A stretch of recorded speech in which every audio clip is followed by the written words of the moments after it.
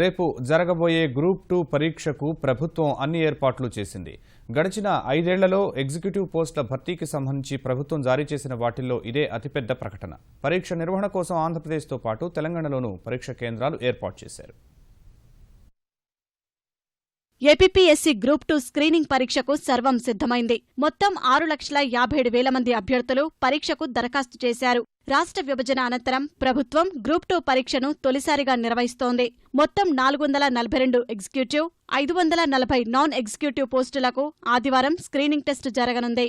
ఒక్కో పోస్టుకు 670 మంది పోటీ పడుతున్నట్లు ఏపీపీఎస్సీ గుర్తించింది. ఇప్పటి వరకు 5.5 లక్షల మంది అభ్యర్థులు హాల్ టికెట్లు డౌన్లోడ్ చేసుకున్నారు. ఆంధ్రప్రదేశ్లోని 13 జిల్లాల్లో 1,376 పరీక్షా కేంద్రాలు, తెలంగాణ వ్యాప్తంగా 86 పరీక్షా కేంద్రాలను ఏర్పాటు చేశారు. విశాఖలో గరిష్టంగా 74,536 మంది, విజయనగరంలో కనిష్టంగా 26,879 మంది రాయనున్నారు. హైదరాబాద్ కేంద్రంగా పరీక్ష రాసేందుకు 54,063 మంది దరఖాస్తు చేశారు. హైదరాబాద్ కేంద్రంగా దరఖాస్తు చేసిన అభ్యర్థులకు హాల్ టికెట్లో నాన్ లోకల్ అని తప్పుగా నమోదైంది. దీనిపై ఉద్యోగార్థుల నుంచి ఇటీవల తీవ్ర అభ్యంతరాలు రావడంతో మెయిన్స్ నాటికి ఈ సమస్యను పరిష్కరిస్తామని ఏపీపీఎస్సీ ఇప్పటికే హామీ ఇచ్చింది.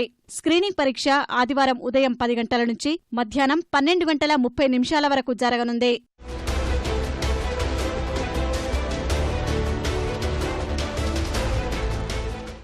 గ్రూప్ 2 పరీక్ష రాసే అభ్యర్థులు ఫోటో గుర్తింపు కార్డు తప్పనిసరి తమ వెంట తీసుకెళ్లాలి. పరీక్షా కేంద్రానికి గంట ముందుగానే చేరుకోవాలి. పరీక్షా కేంద్రంలోకి 9:45 పంపుతారు. ఒక్క సెకను ఆలస్యమైనా అభ్యర్థులను పరీక్షా కేంద్రంలోకి అనుమతించరు. పరీక్షకు బ్లూ, బ్లాక్ పెన్లను మాత్రమే తీసుకెళ్లాలి.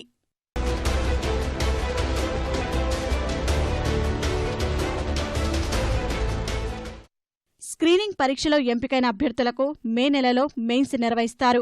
స్క్రీనింగ్ పరీక్ష ఫలితాల అనంతరం ఒక్కో పోస్టుకు 50 మంది చొప్పున ఎంపిక చేయనున్నారు. ప్రిలిమ్స్లో రిజర్వేషన్ల విధానం, లోకల్, నాన్ లోకల్ కోటా వర్తించదు. మెయిన్స్కి మాత్రం నిబంధనల ప్రకారం రిజర్వేషన్లు ఉంటాయి.